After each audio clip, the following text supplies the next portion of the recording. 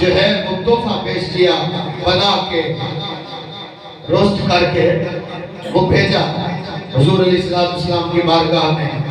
جیسے ہم کہتے ہیں بھی پنجابی میں بھنا ہوا گوشت، وہ پیش کیا، وہ حضور علیہ السلام کو دیا، لیکن اس کے اندر اس نے زہر ملایا.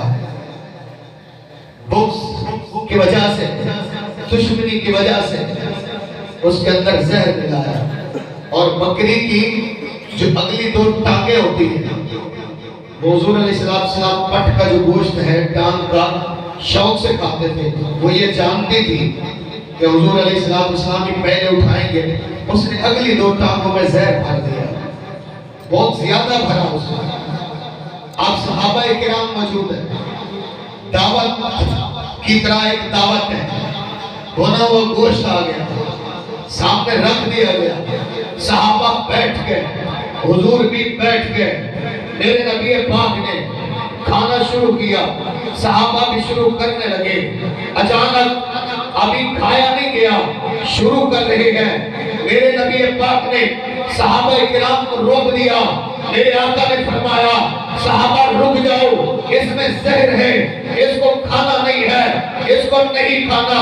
میرے آقا نے پھر فرمایا اسے بلایا جائے جس نے یہ دیا ہے، جس نے یہ بھیجا ہے.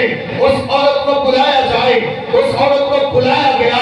میرے نبی پاک نے میرے دوستوں اور میرے بزرگوں، میرے ان جملوں کو ضائع نہ کر دینا، میری اس تقریر کو ضائع نہ کر دینا، میری اس بات کو ضائع نہ کر دینا، بلکہ دل سے سماعت کرنا، اپنے کان کھول کے سننا.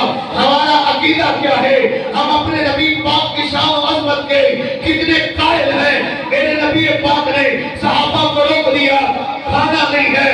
اس عورت کو بلایا گیا. میرے نبی پاک نے پوچھا بتا تو نے اس کے اندر زہر بھرا ہے کہ نہیں بھرا؟ کیا تو نے اس گوشت کے اندر زہر ملایا کہ نہیں ملایا؟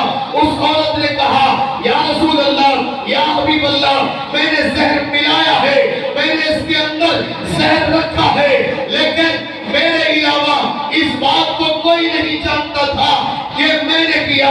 بغض کی وجہ سے، دشمنی کی وجہ سے یہودی عورت تھی. اس نے کہا یہ صرف مجھے پتا تھا، یہ سارا پلان کسی اور کو نہیں پتا تھا، مجھے ہی پتا تھا.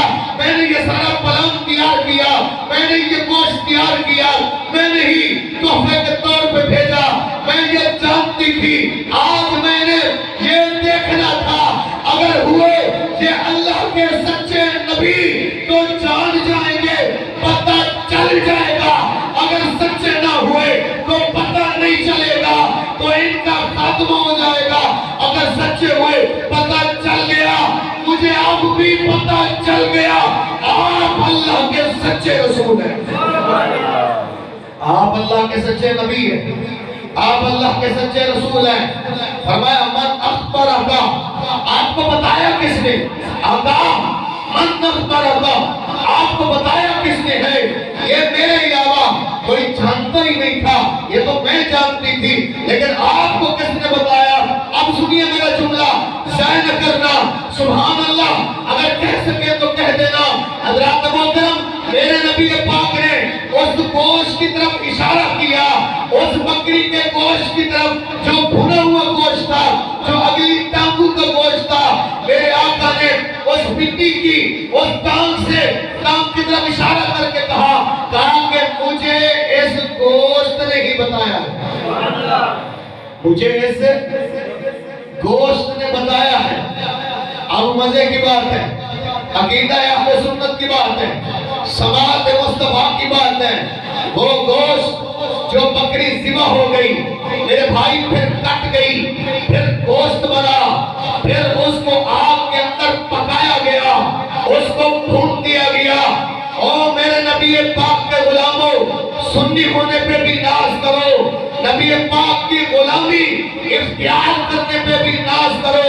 وہ بکری جس کو کاٹ دیا گیا، ذبح کر دیا گیا، اپنے طور پہ اسے مردہ بنا دیا گیا، اسے آگ کے اندر بھی گوشت کو بھون دیا گیا. اتنا کچھ ہونے کے باوجود اس گوشت نے میرے نبی پاک سے بات کی، میرے نبی پاک سے کلام کیا. اس گوشت نے پیارے فرمایا آقا ہمیں نہ کھانا، ہمارے اندر زہر ملایا گیا۔ اگر وہ کٹا ہوا گوشت، وہ بھنا ہوا گوشت جس کو آگ کے اندر بھون دیا گیا، وہ میرے نبی پاک سے کلام کرے، میرے نبی پاک سے بات کرے، میرا نبی اس کٹے ہوئے گوشت کی آواز کو، اس بھنے ہوئے گوشت کی آواز کو سن سکتا ہے، تو پھر مجھے کہنے دو کلانی مسجد میں بیٹھ کے نبی پاک کی ذات پہ درود و سلام پڑھنے والوں، صلاۃ و سلام پڑھنے والے کی آواز کو میرا نبی سن سکتا ہے۔